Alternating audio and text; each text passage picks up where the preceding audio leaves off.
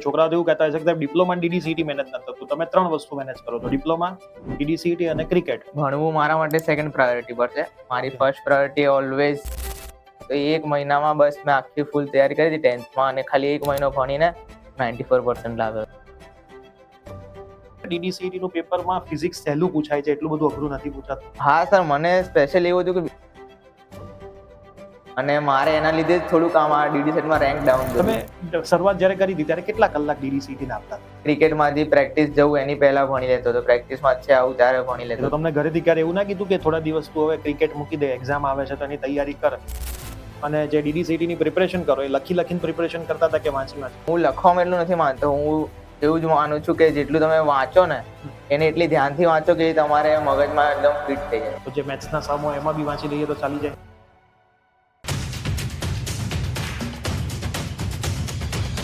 ડીડીસીટી 2025 ની અંદર 187.5 માર્કની સાથે સમગ્ર ગુજરાતમાં 13 રેન્ક ઉપર આવેલા હર્ષ શાહ આજે આપણા પોડકાસ્ટના મહેમાન બન્યા છે.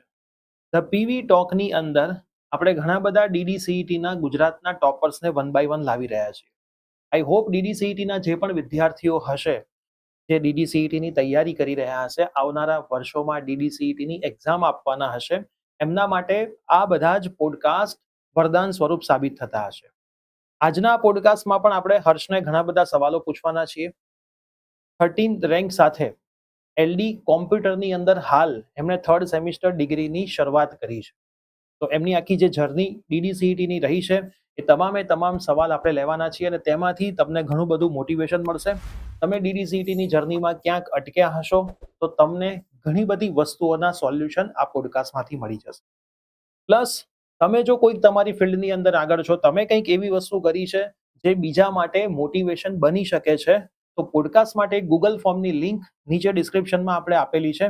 તમે ગૂગલ ફોર્મની લિંક ભરજો. અમુક નાના મોટા પ્રશ્નો એમાં તમારે આપવાના છે, જવાબો એ તમે આપશો એટલે અમારી ટીમને જો યોગ્ય લાગશે તો સામેથી તમને કોલ આવશે પોડકાસ્ટ માટે, અને તમે પણ અમારા પોડકાસ્ટનો ભાગ. યસ દોસ્તો, મારું નામ છે પ્રિયેશ પટેલ. આપ સર્વેનું ખૂબ ખૂબ હાર્દિક સ્વાગત છે ધ પીવી ટોક શોની. તો સૌથી પહેલા હર્ષ, તમારું ખૂબ ખૂબ સ્વાગત છે આપણા શોની અંદર. હવે ડીડીસીઈટીની તમારી જે જર્ની છે, મારો પહેલો સવાલ એ છે કે 10th માં તમારા પર્સન્ટેજ કેટલા હતા?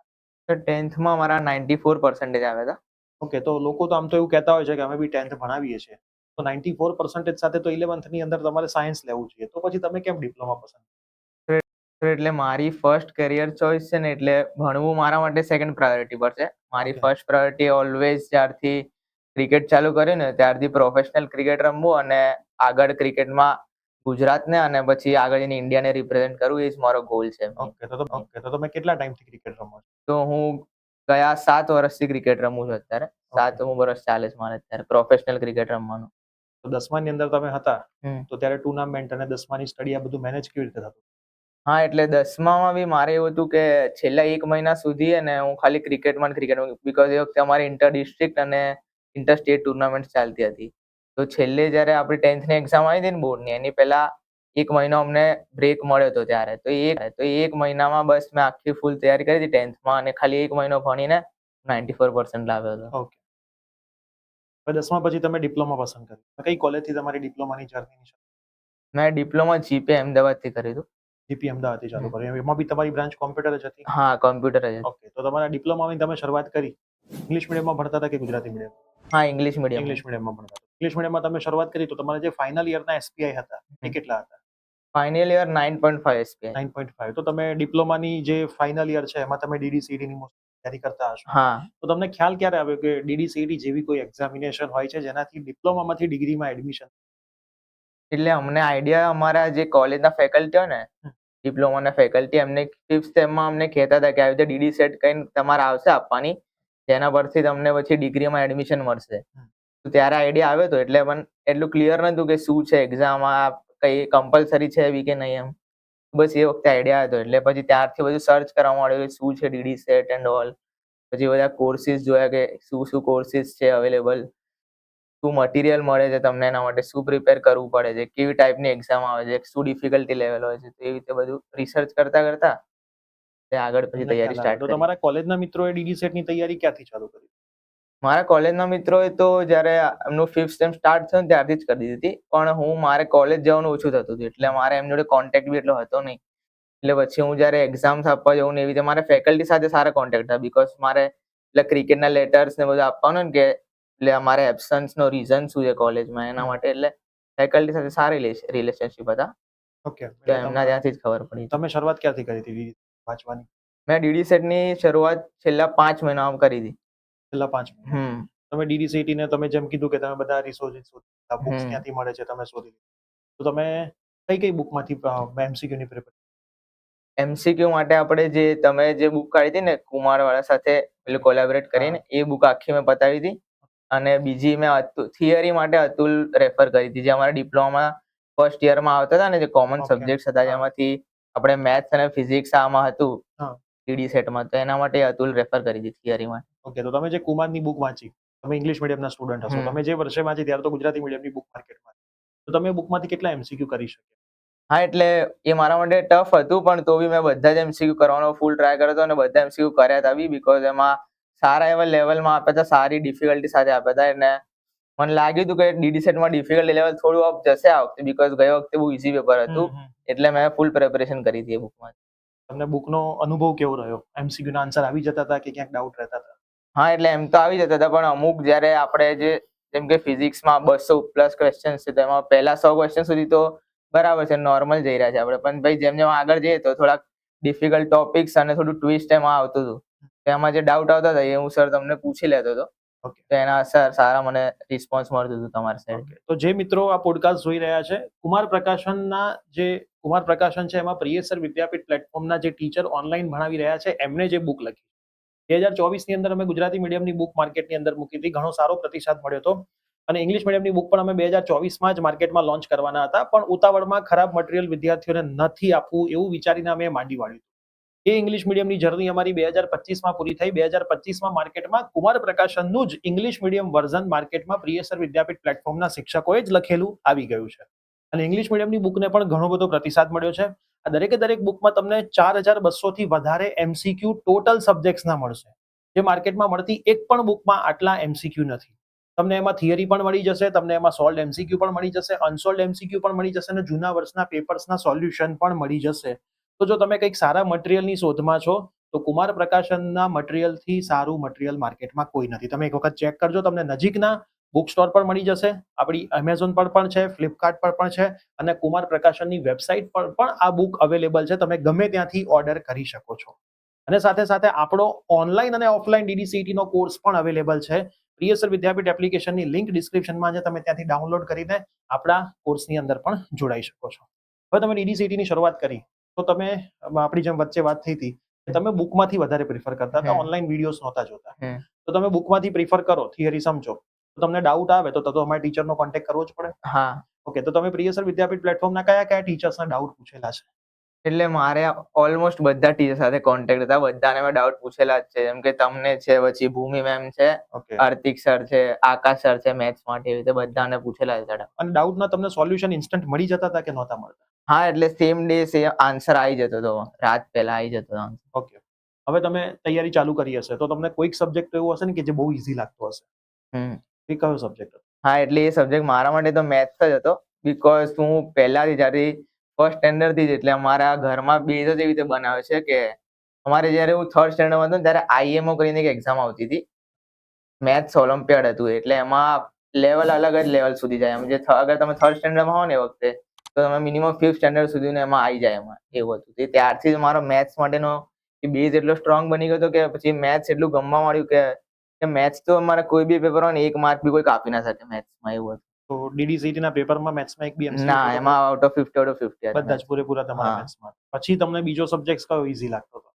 બીજો ઈઝી એટલે કેમિસ્ટ્રી હતા, પછી ઇંગ્લિશ હતું. હું ઇંગ્લિશ મીડિયમથી આવું છું, એટલે ઇંગ્લિશ બી આમાં DDCET બહુ ઈઝી લેવલ હતું ઇંગ્લિશ માટે, એટલે ઇંગ્લિશ અને કેમિસ્ટ્રી ઈઝી લાગતા હતા. અને સૌથી ટફ સબ્જેક્ટ કયો લાગતો?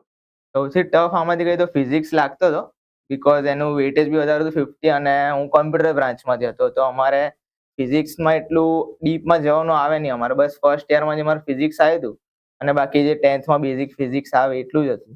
તો ફિઝિક્સ માટે એટલો બેઝ સારો હતો નહીં, પણ તો બી એમાં સારી મહેનત કરી, એમાં બીકોઝ આવડતું હતું એટલે એમાં વધારે મહેનત કરી હતી. જેથી કરીને એમાં સારો સ્કોર કરી શકે. કેટલા એમસીક્યુ ખોટા પડ્યા હતા તમારા ફિઝિક્સમાં એક ખોટો પડ્યો. એક એમસીક્યુ ખોટો હમ. પડ્યો? ઓકે. આપણી ડીડીસીટી ની પ્રી ડીડીસીટી ઓફલાઈન એક્ઝામ હોય છે, તમે એક્ઝામ આપેલી હતી? હા, મેં એક્ઝામ આપી હતી. ઓકે, એમાં તમારા કેટલા માર્ક હતા? એમાં મારા 192.5 માર્ક્સ. 192.5 માર્ક હતા અને એકચ્યુઅલ ડીડીસીટી એક્ઝામમાં 187.5 માર્ક તમારા આવે, એટલે ઓન એન એવરેજ સરખું જ માનીને ચાલીએ, 2-3 માર્કનો તમારો ગેપ છે. તો મિત્રો, આ બીજી એક ઇમ્પોર્ટન્ટ વસ્તુ તમારા માટે છે કે તમારી આજુબાજુ ગમે ત્યાં ડીડીસીટી ની ઓફલાઈન એક્ઝામિનેશન લેવામાં આવતી હોય તો એ ખરેખર તમારે જોઈન્ટ કરવી જોઈએ. એની પાછળનું રીઝન છે કે જ્યારે તમે ઓનલાઈન એક્ઝામિનેશન આપો છો કોઈ પણ પ્લેટફોર્મ ઉપર, ઓનલાઈન કરતા ઓફલાઈન એક્ઝામિનેશન આપવાનો માહોલ, એટમોસ્ફિયર કંઈક અલગ જ હોય છે. અને એમાં પણ ફૂલ સિલેબસ. આખા ગુજરાતમાં ઘણા બધા ટીચર્સ એવા છે કે જે ઓફલાઈન એક્ઝામિનેશન પોતાના સેન્ટર ઉપર પેઇડ અથવા તો ફ્રી લેતા હોય છે. એક એક્ઝામ તો ફ્રી રાખતા જ હોય છે, કેમ કે અમે દર વર્ષે અમદાવાદની અંદર SSIT કોલેજ ભાટમાં છે, ત્યાં અમે એક ફ્રી એક્ઝામિનેશન આખા ગુજરાતના વિદ્યાર્થીઓ માટે ₹1 લીધા વગર રાખીએ છીએ સન્ડેના દિવસે, જે અમે આ વર્ષે પણ રાખીશું. જેમાં તમારે આવવાનું હોય, ફૂલ સિલેબસ હોય, એક્ઝામ આપવાનું, એનું પેપર સોલ્યુશન પણ આપણે યુટ્યુબ પર સોલ્વ કરાવતા હોઈએ છીએ. તો આ જ મિત્રો ઇમ્પોર્ટન્ટ છે તમારા માટે કે તમારી જે એક્ઝામિનેશનની પ્રિપરેશન છે જાન્યુઆરી મંથ સુધીમાં ઓલમોસ્ટ પતાવી દો. ફેબ્રુઆરી અને માર્ચ મંથ તમારા માટે એવા છે કે જેમાં તમે રિવિઝન કરો, ફૂલ સિલેબસની ઓફલાઈન અથવા તો ઓનલાઈન ટેસ્ટ આપો. જેમાં તમને જો ઓફલાઈન મળી જતી હોય ક્યાંકથી પેડ અથવા તો ફ્રી, તો એ બધી જ એક્ઝામિનેશન તમારે આપવી જ જોઈએ. હવે સવાલ એવો છે કે ફિઝિક્સ તમને અઘરું લાગતું હતું, ફિઝિક્સમાં કયા ચેપ્ટરમાં સૌથી વધારે તકલીફ પડી? ફિઝિક્સમાં જે હીટ એન્ડ થર્મોમેટ્રી હતો, પછી ક્લાસિકલ મિકેનિક્સ, એ બે ચેપ્ટરમાં બીકોઝ ફોર્મ્યુલાસ બી બહુ વધારે હતા અને એમાં જે થિયરી હતી ને એ બી થોડીક ટ્વિસ્ટેડ હતી, એટલે એમાં થોડો પ્રોબ્લેમ પડતો. એમાં તકલીફ પડતી હતી. ફિઝિક્સની તૈયારી તમે કરતા હશો તો તમે ટોટલ ટેસ્ટ કેટલી આપી હતી બધા સબ્જેક્ટ? એટલે સર અમે બધી જ ટેસ્ટ આપી હતી. આપણા પ્લેટફોર્મ પર જેટલી બી ટેસ્ટ છે ને એ બધી અવેલેબલ હતી, બધી આપી હતી. અને ફિઝિક્સ માટે હું સ્પેશિયલ કહીશ કે સર તમે જે છેલ્લા દિવસે જે પેલી નોટ્સ આપી હતી ને, ખાલી એક પેજમાં આખો એક ચેપ્ટર પતી જાય, સર એ એકદમ પરફેક્ટ નોટ્સ હતી અને એ લાસ્ટ ફોન માટે એકદમ બેસ્ટ છે. આપણે જે ચેપ્ટર વાઇઝ ફોર્મ્યુલાના લિસ્ટ બધા ફોર્મ્યુલા લિસ્ટ આવી જાય ને જે બેઝિક થિયરી હોય એવી સર બેસ્ટ હતું. તમે તૈયારી કરીને ગયા પછી તમને એવું લાગ્યું કે DDCET નું પેપરમાં ફિઝિક્સ સહેલું પૂછાય છે, એટલું બધું અઘરું નથી પૂછાતું? હા સર, મને સ્પેશિયલી એવું હતું કે બીકોઝ મેં મેથ્સ અને ફિઝિક્સમાં મેં બહુ જ મહેનત કરી હતી, એટલે એવું કહી શકું કે મેં બહુ એમાં વધારે ટાઈમ આપી દીધો. અને મારે એના લીધે જ થોડુંક આમ DDSET માં રેન્ક ડાઉન ગયો, બીકોઝ આપણે જે DDSET 2025 ની એક્ઝામ થઈ ને એમાં મેથ્સ અને ફિઝિક્સ એવા બે સેક્શન હતા જેમાં બહુ જ ઈઝી ગયા હતા. એ લોકો જે પેપર સેટર હતા એમને બહુ જ ઈઝી સેટ કર્યું હતું પેપર. અગર જો એમાં થોડું ડિફિકલ્ટ સેટ કર્યું હોત તો મારો રેન્ક હજુ ઉપર આવી શકતો, બીકોઝ મેં એમાં એટલી મહેનત કરી હતી કે એમાં જો એ લોકો થોડા વાર વધારે ડેપ્થમાં આવી જાત ને તો બી હું એમાં સારા માર્ક્સ સ્કોર કરી શકતો. અને સૌથી વધારે માર્ક તમારા કયા સબ્જેક્ટમાં આવ્યા? એટલે આ ફિઝિક્સ, કેમિસ્ટ્રી, પછી એન્વાયરમેન્ટ, એ બધામાં મારે એક એક ક્વેશ્ચન ખોટો પડ્યો હતો. મેથ્સ સિવાય બધામાં એક એક ક્વેશ્ચન ખોટો પડ્યો. તમારા મતે DDCET માં ટોપ સબ્જેક્ટ ફિઝિક્સ છે, તમે એવું કહો છો? તમારું એવું માનવું છે કે જે કોમ્પ્યુટર એન્વાયરમેન્ટ છે એની પણ વિદ્યાર્થીઓ તૈયારી નથી કરતા, તો એમાં પણ વિદ્યાર્થીઓ થોડું ધ્યાન, કેમ કે બધા જ વિદ્યાર્થી, મેં મેક્સિમમ વિદ્યાર્થીને મેથ્સ કરતા જોયા છે. ફિઝિક્સના ડરના લીધે ફિઝિક્સને છોડી દે છે અમુક તો. સૌથી વધારે મેં ગમે તેને પૂછું છું તો એવું જ કહે છે મને મેથ્સ વધારે ગમતું હતું એટલે હું આખો દિવસ મેથ્સ કરતો હતો. પણ મેથ્સના ક્વેશ્ચન તો લિમિટેડ છે. પણ સૌથી વધારે તકલીફ જો કોઈને પડતી હોય તો એ કોમ્પ્યુટર અને કેમિસ્ટ્રીમાં પડતી હોય. તમને કોમ્પ્યુટર અને કેમિસ્ટ્રીમાં તકલીફ નહોતી પડી? ના, બીકોઝ હું કમ્પ્યુટર ડિપાર્ટમેન્ટથી જ હતો અને 3 વર્ષ આખું કમ્પ્યુટર કરી દીધું, એટલે અને કમ્પ્યુટરનું વેટેજ બી બહુ ઓછું હતું, ખાલી 10 માર્ક્સનું જ વેટેજ હતું. 5 ક્વેશ્ચન હતા? હા, ખાલી 5 ક્વેશ્ચન. તમે કીધું એમ તમારો એક પ્રશ્ન એમાં ખોટો છે. હા, એક ક્વેશ્ચન એમાં ખોટો પડ્યો તમારો, તો સિલી મિસ્ટેક હતી એટલે એના લીધે ખોટો પડ્યો. ઓકે. પણ હું એ સજેસ્ટ કરીશ બધા સ્ટુડન્ટ્સને કે એને બી નેગ્લેક્ટ કરવા જેવું નથી કમ્પ્યુટર અને એન્વાયરમેન્ટ, બીકોઝ એ જેવા સેક્શન છે જે તમારા રેન્ક બૂસ્ટ અપ કરી આપશે. Because right. એમની જે વાત કરી એ સૌથી સાચી કરી છે કે એમના જેટલા માર્કે 13મો રેન્ક આવ્યો છે, હવે દર વર્ષે માર્ક્સ વધતા જવાના છે અને રેન્ક ઘટતા જવાના છે. બરાબર, 187.5 મને નથી લાગતું કે હવે આવનારા વર્ષોમાં 13મો રેન્ક પણ હશે. બરાબર, એટલે જે મિત્રો, હવે તો એવું થશે કે એક માર્ક ઉપર 10 વિદ્યાર્થીઓ કદાચ આવશે. કેમ કે પહેલા વર્ષે જ્યારે DDSET આવી હતી ત્યારે વિદ્યાર્થીઓ લેટ તૈયારી ચાલુ કરી. બીજા વર્ષે હજી રિસોર્સિસ ઓછા હતા, જેમ કે અમારી બુક માર્કેટમાં નહોતી. હવે ત્રીજા વર્ષે તો એવું થયું છે કે માર્કેટમાં એટલા બધા રિસોર્સિસ ઉપલબ્ધ થઈ ગયા છે વિદ્યાર્થીઓને, એટલા નોમિનલ પ્રાઇસમાં છે કે વિદ્યાર્થી 4 જગ્યાએથી ભણતો હોય છે. કોર્સ તો બધેથી લઈ જ લેતો હોય છે, ભણતો એકની અલગ વાત છે, પણ રિસોર્સિસ જેમ જેમ વધતા જાય એમ માર્ક વધતા જાય અને મેરિટ ઊંચું જતું જાય, મેરિટ રેન્ક નીચે આવતા જાય. એટલે ખાસ મિત્રો તમે ધ્યાન રાખજો કે હવે તમારે DDCET-માં, કેમ કે મેં એક કમેન્ટ પણ વાંચી હતી લાસ્ટ પોડકાસ્ટમાં, કે જો તમે ટોપ 100માં આવો છો તો જ તમે આશા રાખો કે સારી કોલેજમાં મળશે, અને સારી કોલેજમાં મળશે તો જ સારું ફ્યુચર બનશે. બાકી ડિપ્લોમા જેવું કર્યું તો એવું ડિગ્રી તમારે કરવી હોય તો DDCET નહીં આપો તોય છેલ્લા રાઉન્ડમાં તમને DDCET વગર તમારી કોલેજ જે સૌથી ખરાબ છે ડિપ્લોમાની એમાં તો એડમિશન મળી જવાનું છે. પણ તમારો ટાર્ગેટ જો ટોપ 10 કોલેજની અંદર છે તો હજી સુધી તમે DDCET ની તૈયારી ચાલુ નથી કરી તો એક સમય હવે આવી ગયો છે કે સિન્સિયર થઈને DDCET ની તૈયારી ચાલુ કરી દે. તમે શરૂઆત જ્યારે કરી હતી ત્યારે કેટલા કલાક DDCET ના આપતા હતા? એટલે હું ઓન એન એવરેજ 5 થી 6 કલાક ભણતો હતો ડીડી સેટ. 5 થી 6 અને રાત્રે પસંદ કરતા હતા સવારે કે દિવસે? ના એટલે મને જ્યારે ટાઈમ મળી બીકોઝ મારો મેઇન ફોકસ મેં જેમ કીધું એમ ક્રિકેટ હતું એટલે ક્રિકેટમાંથી પ્રેક્ટિસ જવું એની પહેલા ભણી લેતો હતો. પ્રેક્ટિસમાં છે આવું ત્યારે ભણી લેતો હતો એવી રીતે. એટલે તમે પ્રેક્ટિસ માટે ક્રિકેટમાં અમદાવાદ કોઈ જગ્યાએ જવાનું હોય? હા, અમદાવાદ અમારે મોટેરા જે સ્ટેડિયમ છે ને આપણે હમ, હમ. ત્યાં કેમ્પ લાગે GCA નો, તો એ પ્રમાણે અને ત્યાં રેગ્યુલર પ્રેક્ટિસ ચાલતી જ હોય છે આખું વર્ષ? હા રેગ્યુલર ચાલતી. કેટલા કલાકની રોજ પ્રેક્ટિસ હોય તમારી? રોજ 4 થી 5 કલાકની પ્રેક્ટિસ. રોજ ચાલતી અને સાંજના ટાઈમે મોર્નિંગ ટાઈમ? એ બી ડિફર કરે, 2 કલાક મોર્નિંગ હોય 2 કલાક ઇવનિંગ હોય એવી. ઓકે, તો તમને ઘરેથી ક્યારે એવું ના કીધું કે થોડા દિવસ તું હવે ક્રિકેટ મૂકી દે, એક્ઝામ આવે છે તો એની તૈયારી કર તો સારી કોલેજમાં એડમિશન મળી જાય તને? ના ના બીકોઝ મારા પેરેન્ટ્સને બી મારા પર ભરોસો હતો કે હું 10th માં 94% લાવ્યો હતો એટલે એમને ભણવામાં છે તો મારા પાસે કોઈ બી ક્વેશ્ચન નહીં રહેતો ક્યારે બી, કેમ કે એમને ખબર છે કે હા ભાઈ આ કરી લેશે. ઓકે, એની રીતે. તો બધું મેનેજ થઈ જાય કોલેજનું એક્ઝામિનેશનની તૈયારી ડિપ્લોમાની? કેમ કે છોકરાઓ તો એવું કહેતા હોય છે કે ડિપ્લોમા DDCET મહેનત નથી થતું, તમે 3 વસ્તુ મેનેજ કરો છો, ડિપ્લોમા, DDCET અને ક્રિકેટ. ક્રિકેટમાં તો તમારી 4 થી 5 કલાકમાં એનર્જી પણ લોસ થવાની છે, જેમાં તમે થાકી જવાના છો, ઘેરાઈ નથી વાંચવાના, તો આ 3 વસ્તુ મેનેજ કરવી ઈઝી પડે છે? ના બીકોઝ ઓફકોર્સ ઈઝી તો નથી રહેતું, આખું શેડ્યુલ બહુ ટાઈટ થઈ જાય છે. એમાંથી ટાઈમ કાઢો, ફ્રી ટાઈમ તો મળતો જ નથી, એટલે ખાલી રાતે બસ સીધો એટલે પડો એટલે એવા ઊંઘી જ જાવ એટલે થાકી જઈએ છીએ, એટલે શેડ્યુલ બહુ જ ટાઈટ થઈ જાય છે. ઓકે, DDCET ની ટેસ્ટ તમે જે આપતા હતા એ એપ્લિકેશનની અંદર આપતા હતા કે OMR શીટમાં? ના એપ્લિકેશનની અંદર જ આપણે MCQ આવે છે ને MCQ એમાં ટિક કરીને, હા એમાં તમે એમાં જ આપતા. અને જે DDCET ની પ્રિપરેશન કરો એ લખીને પ્રિપરેશન કરતા હતા કે વાંચી?